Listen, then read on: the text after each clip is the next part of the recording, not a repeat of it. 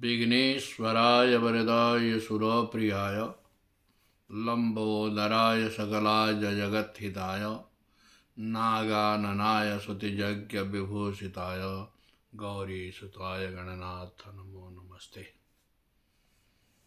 आज बुधवार है। माँ भगवती कामाख्या का 29 तारीख को विवाहोत्सव मनाया जाएगा। इसमें सबसे बड़ी परिपूर्ण स्थिति ये है कि देखिए, मार्गशीर्ष मास जो होता है, भगवान राम का इसी शुक्ल पंचमी के दिन विवाह हुआ था, जो विवाह पंचमी भी कहते हैं। भक्तों में एक चीज देखा,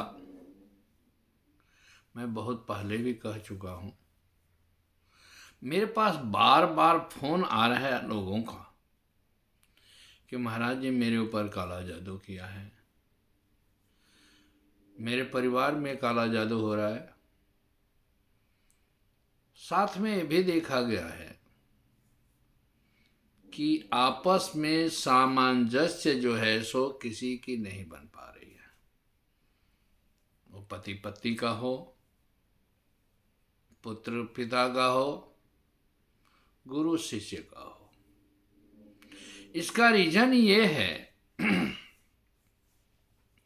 कि हम एक दूसरे के साथ खुले नहीं हैं, एक दूसरे के साथ कहीं ना कहीं छल रखते हैं, कहीं ना कहीं परपंच रखते हैं, जिसके चलते कि हम दोनों का या हर आदमी का आपस में एक तो स्वार्थ का टकराव जब हो जाता है तो कहीं भी विवाद शुरू हो जाता है। तंत्र है क्या? तंत्र जुक्ति है। सबसे बड़े तांत्रिक हमारे भगवान शिव हुए हैं। तो पहले ये जानिए कि तंत्र क्या है। तंत्र में 2 रास्ते हैं, वाम मार्ग भी है और दक्षिण मार्ग भी है। क्योंकि दुर्गा सप्तशती का टोटल पाठ सिर्फ 3 जगह छोड़ करके तांत्रिक पाठ है। उसका एक मंत्र कोई भी अगर आप ले लेते हैं, अगर 1.25 लाख जाप कर लीजिए तो आप उसका प्रभाव से आप अपने परिवार में अपने आप के ऊपर ऊर्जा मिल जाता है। जैसे कोई किसी का बात नहीं मानता है, सप्तश्लोकी आता है दुर्गा सप्तशती में। तो सप्तश्लोकी में क्या है कि जब विनियोग दिया जाता है तब पहला श्लोक होता है ओम ह्रीं, जोड़ दीजिए साथ में। श्लोक है ज्ञानी नाम अपि चेतांसी देवी भगवती सा बला ताकृ मोहाया महामाया प्रयक्षति। तो इसको संपुटित कर देते हैं कि ओम ह्रीं और लास्ट में ह्रीं ओम। ओम होता है त्रिशक्ति, ब्रह्मा विष्णु महेश, और ह्रीं होता है त्रिशक्ति, महाकाली महालक्ष्मी महासरस्वती। तो दुर्गा सप्तशती जो है वो खडंग पाठ है, 6 चीजों से संपुटित है। अगर साधारण भी पाठ करते हैं तो 6 चीज पहले है और 6 चीज बाद है, बीच में दुर्गा सप्तशती का पाठ है। जैसे कवच, अर्गला, कीलक, रात्रि सूक्त, अथर्वशीर्ष और नवारण। उसी तरह से अंत में नवारण मंत्र, देवी सूक्त, रहस्य त्रय, सिद्ध कुंजिका। तो ये 6 चीज का पाठ संपुटित है। आप अगर आपके पास नींद नहीं आ रही है, या देवी सर्वभूतेषु निद्रा रूपेण संस्थिता नमस्तस्यै नमस्तस्यै नमस्तस्यै नमो नमः, इस मंत्र का पाठ कर लीजिए। 108 से 324 होते होते आपको नींद आ जाएगी। तो तंत्र का प्रयोग जो कोई कुछ करता है, किसी न किसी स्वार्थ के लिए करता है, या द्वेष से करेगा या स्वार्थ में करेगा। तो स्वार्थ में जो भी प्रक्रिया तंत्र का किया जाता है, आज नहीं तो कल उसको भुगतना पड़ता है, कराने वाले को भी और करने वाले को भी। कारण ये है कि सच्चाई के सामने सील आड़े आ जाती है। आपसे हमारा बहुत नजदीकी संपर्क है, क्योंकि मैं खुद, मेरे सामने 2 बार ये स्थिति आई, लेकिन मैंने उस काम को नहीं किया। कुछ दिन पहले एक शिष्य मेरे पास आया, कहा कि महाराज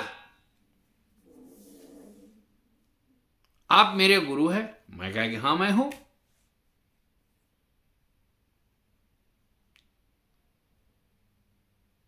तो आप मेरा एक काम करिए। मैं कहा बोलो। तो मेरा एक आदमी पैसा ले करके रख लिया है, आप उसका नुकसान करिए। मैं कहा कि नहीं, तो वो तुम्हारा नुकसान है, वो शत्रु है, मेरा नुकसान क्या हो? क्योंकि मैं अगर करूंगा तो आज नहीं तो कल वो हमारे से बदला लेगा। तो ये प्रकृति की प्रवृत्ति है। आप आज किसी को एक थप्पड़ मार दीजिए, आप किसी का 10,000 रुपया लेकर के बैठ जाइए, अगर आपका उसके पास है तब तो कोई बात नहीं, नहीं तो अगर उसका लिए है तो आज नहीं तो कल आपको उसका पैसा देने के लिए उसके पास जाना पड़ेगा।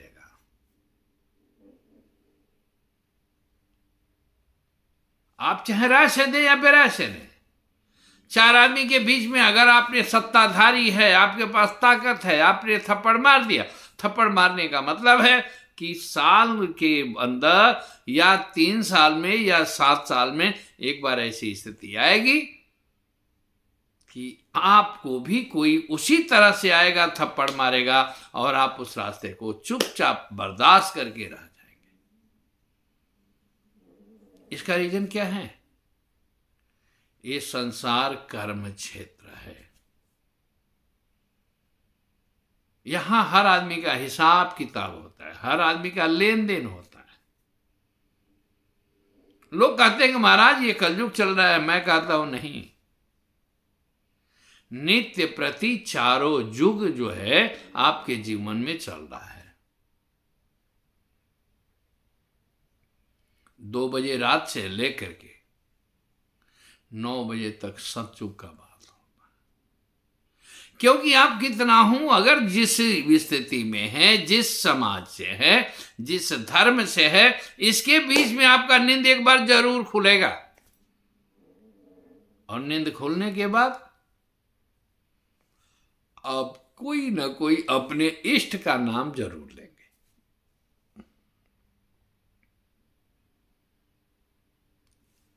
हालांकि बच्चे आजकल मॉडर्न हो गए हैं, हमारा भारतीय संस्कृति और सभ्यता लुप्त होती जा रही है। इसलिए माँ बाप उसको सही संस्कार नहीं दे पाते।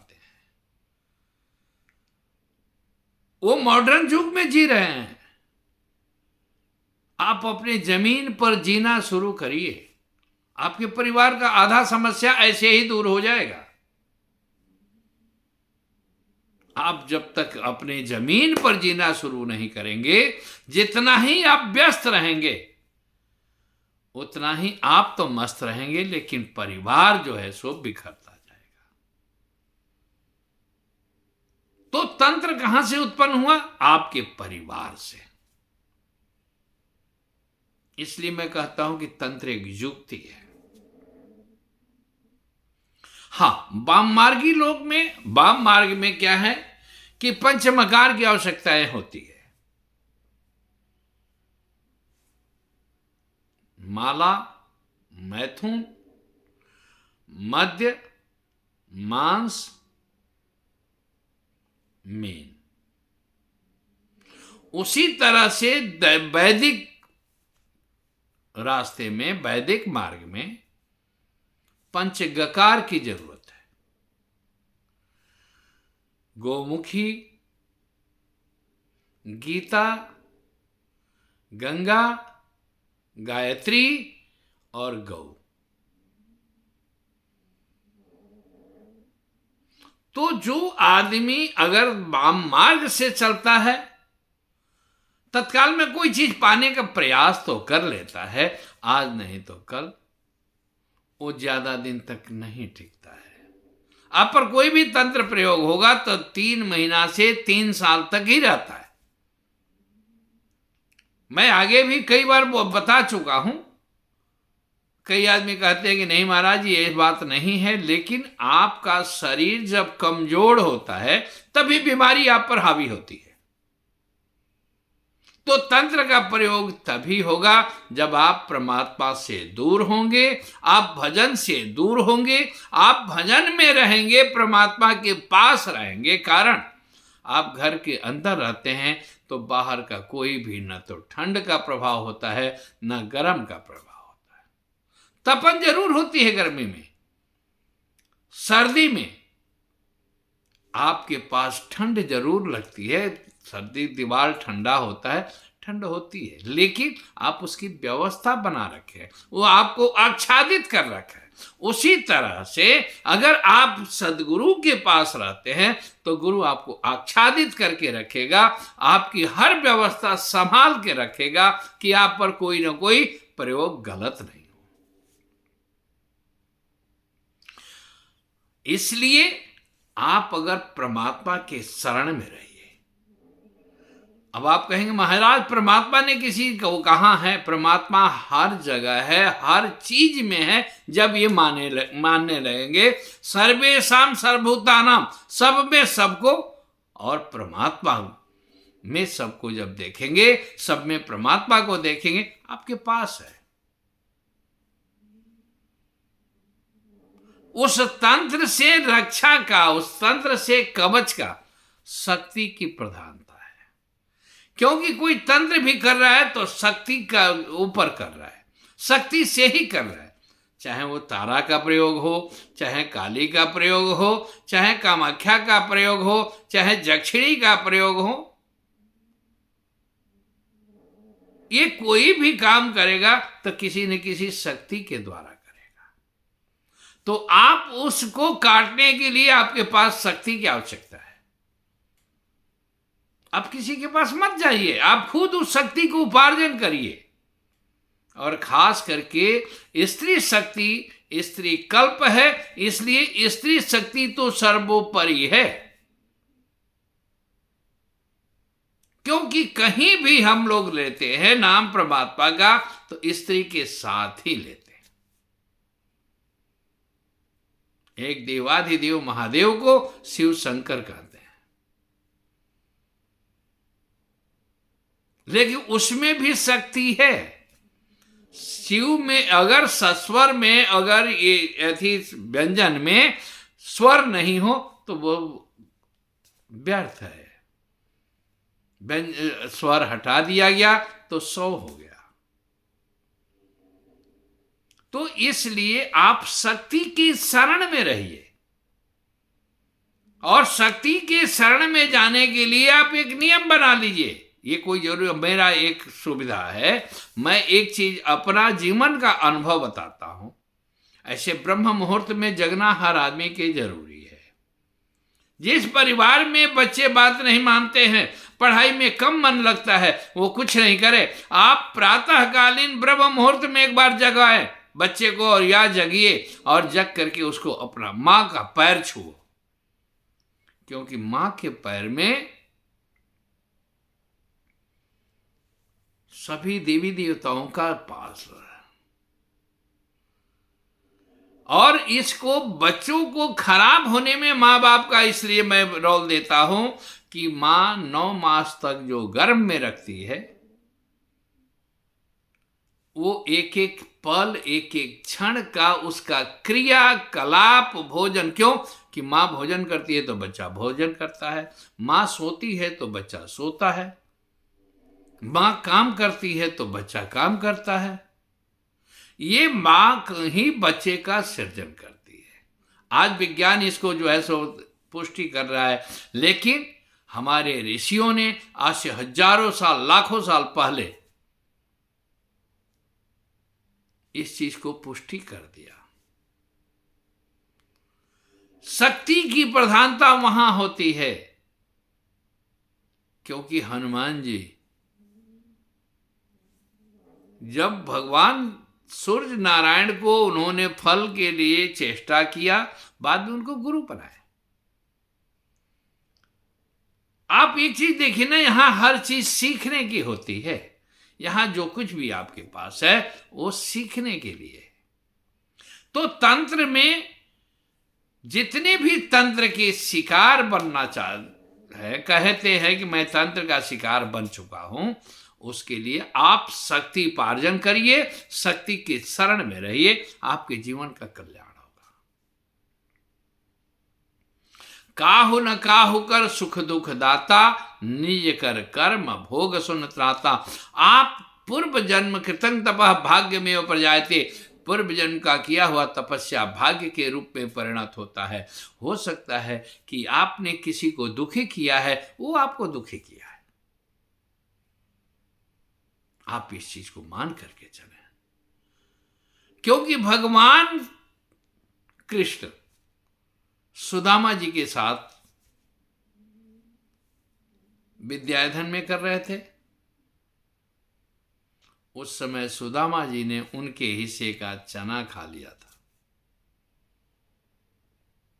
सुदामा जी बहुत अच्छे विद्वान और तपस्वी थे, तत्ववेता थे, तत्वज्ञ थे।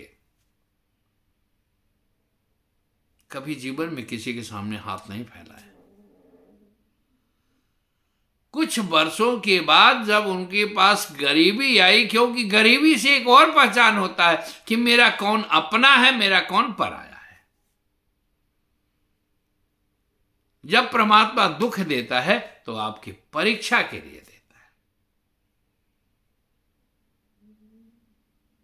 तो इसलिए कभी भी आप किसी को दुखी न करें। आप पर कोई भी तंत्र का प्रयोग है, उसके लिए संपर्क करें। मां भगवती आपका रक्षा करें, कल्याण करें। और आप एक चीज और जान जाइए, मेरा 40 दिन का यहां हवन चल रहा है हरिद्वार में। 12 तारीख को संपूर्ण समापन होगा। उसके बाद मां भगवती की कृपा से, गंगा मैया की कृपा से, शायद हो सकता है कि फरवरी में सहस्त्र चंडी महायज्ञ का भी आयोजन किया जाएगा।